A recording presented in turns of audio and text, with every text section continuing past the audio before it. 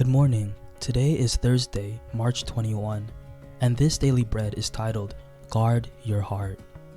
It's from Judges 16, verses 1 through 17. The key verse is verse 17b, and it says, "If my head were shaved, my strength would leave me, and I would become as weak as any other man." One day, Samson went to Gaza, where he saw a prostitute. He went in to spend the night with her. The people of Gaza were told, "Samson is here." So they surrounded the place and lay in wait for him all night at the city gate.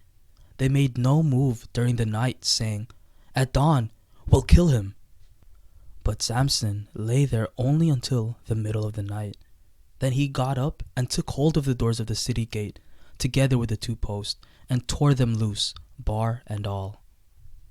He lifted them to his shoulders and carried them to the top of the hill that faces Hebron.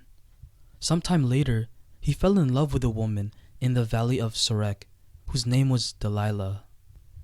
The rulers of the Philistines went to her and said, "See if you can lure him into showing you the secret of his great strength, and how we can overpower him so that we may tie him up and subdue him.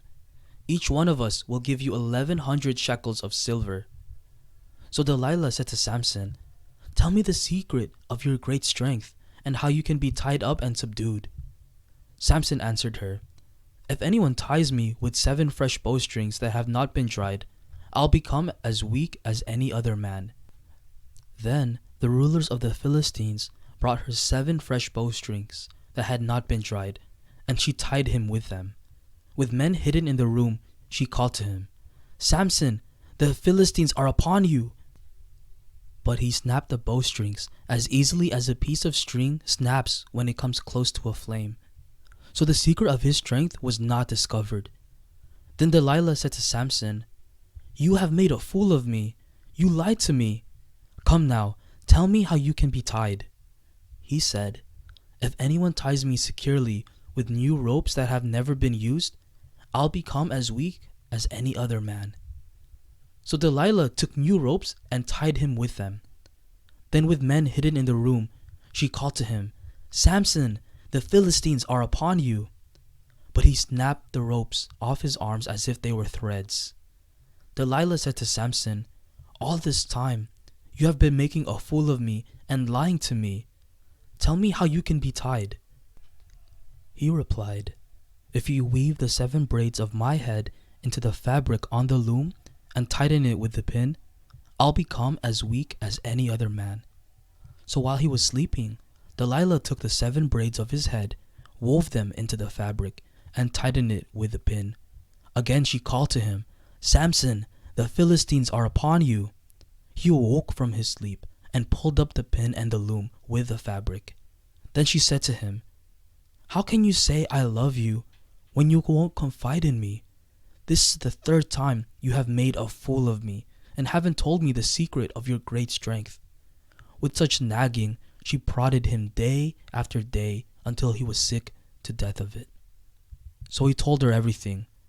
"No razor has ever been used on my head," he said, "because I have been a Nazirite dedicated to God from my mother's womb. If my head were shaved, my strength would leave me, and I would become as weak as any other man." Daily Bread. Part 1. Samson compromised with sin. Samson's sin of lust is very clear here. He got involved with a prostitute and fell with another worldly woman, Delilah. He did what we sometimes do. We think it's okay to sin on the side if overall we still love and believe in God. We justify that some small sins aren't a big deal because we are good in other areas. But God has authority over every aspect of our lives. Sin can never be rationalized or made to seem like it's okay. Any sin is disobedience to God, and there's no way around that truth. We need to examine if our commitment to live for God is reflected in every aspect of our lives. Ultimately, if we continue to let sin grow, it will hurt us spiritually and push us even farther from God. So let's not make excuses. Let's not compromise, but keep our identity as God's people who are devoted to Him. Part 2. Samson failed to guard his heart. Samson's great physical strength was useless against Delilah's non-stop nagging. When he didn't guard against sin, it made him weak in other areas of his life. He couldn't stand firm, and he revealed the secret to his God-given strength. Despite his many mistakes, God still worked through Samson. But Samson got into a lot of extra trouble because he was so unwise. We need to be alert because our hearts easily deceive us. In fact, the Bible says the heart is deceitful above all things, and there is no cure. Jeremiah 17:9.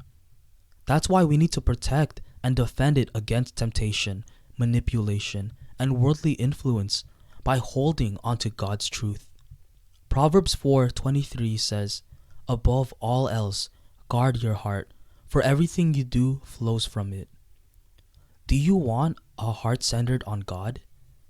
Let's only allow what is good and right in God's eyes to enter our heart, so it will pour out blessings, peace, and joy in our lives. Prayer. Lord, help me examine my heart and see if I'm compromising in my life. Help me to guard my heart against sin and only fill it with your truth. One word, guard my heart with God's truth.